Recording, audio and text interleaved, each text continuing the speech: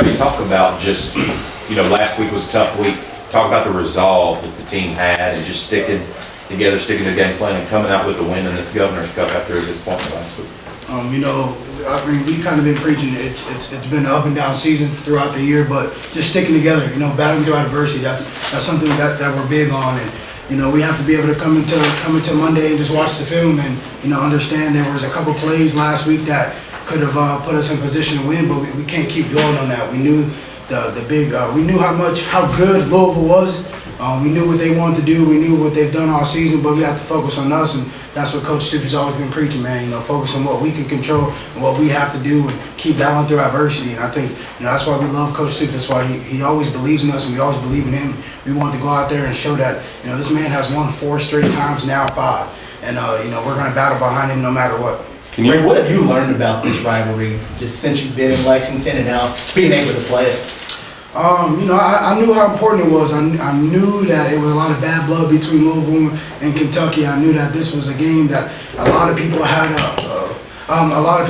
marked on their calendar just because of the big rivalry behind it. But for me, it's big. It's big to be a part of it. I'm happy that I was able to be a part of 2 big rivalries, with it being Florida and Louisville. But now I'm just really happy that now, whenever you mention Florida or Louisville, you're going to have to mention Ray Davis behind that.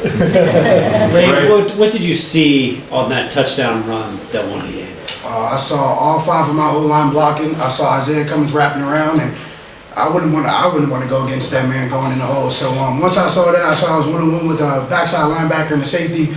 Broke the first tackle. Once that safety took a bad angle, it was about just going out there and just running and putting my head forward and just trying to go against the touchdown. I'll be honest, I was going to stop at the 1 just to be able to ice the game, but I realized they had 3 timeouts. There was still a minute or something to go, so it was about getting in the end zone. Hopefully our defense get us a stop, which they did, and we were able to prevail and get the W. Ray, how big they come out in the second half, drive down, score, they're up 10. How big was Berrion's return to get you guys back in the game?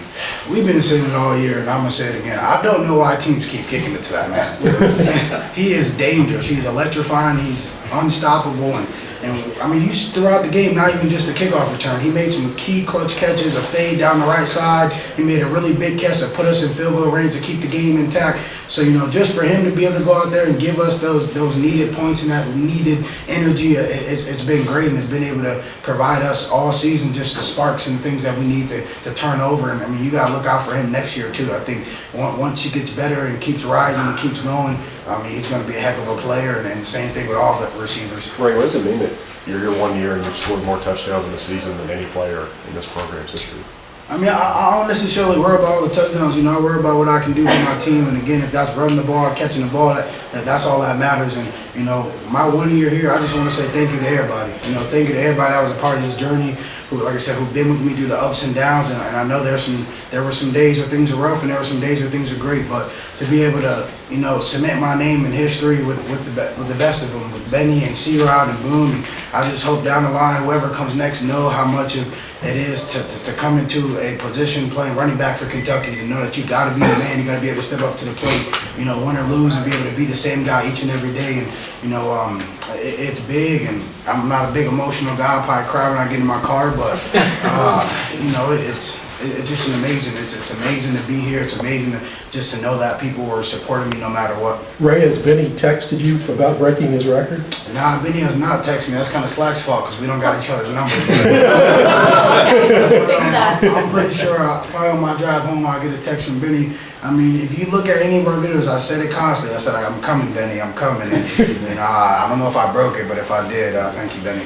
There have been a couple moments in the fourth quarters where game's been tight and it hadn't gone your all's way so far this year. So what was the kind of mindset in the huddle when y'all had a chance to go down and put together a kind of game-winning drive there in the fourth quarter? It was our coaches. Our coaches preaching to us to just stay calm and stay focused and stay poised and know that things are going to happen the way it needs to happen. Our defense has some clutch key stops with the fumble, and I think they have about 2 back-to-back fumbles that put us in great field position. And our great leader, Dev, man. Dev has gone through a lot of adversity throughout all season, but one thing I can tell you guys is he is a great leader. He's a great captain.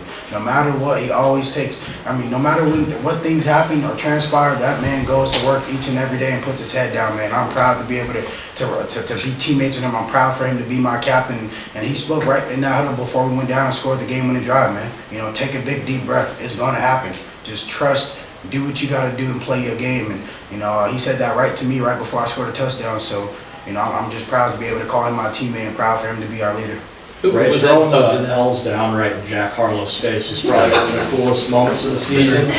Were you anticipating that and knowing that you were going to do it if you had the opportunity? If you ask Kai Sharon and Deuce Hogan, I literally said, if I get in that end zone, I'm going throwing the L's down right in that guy's face. He was nowhere around, so I just kept going. Hopefully the second touchdown I was trying to find him, but you know, when all the superstars try to come out, it's always best to ruin their Saturdays, man. So now you gotta go back home and just go start recording, I guess. All right, well, thanks, Ryan. Land on that. We'll wait for Devin Leary. Appreciate it.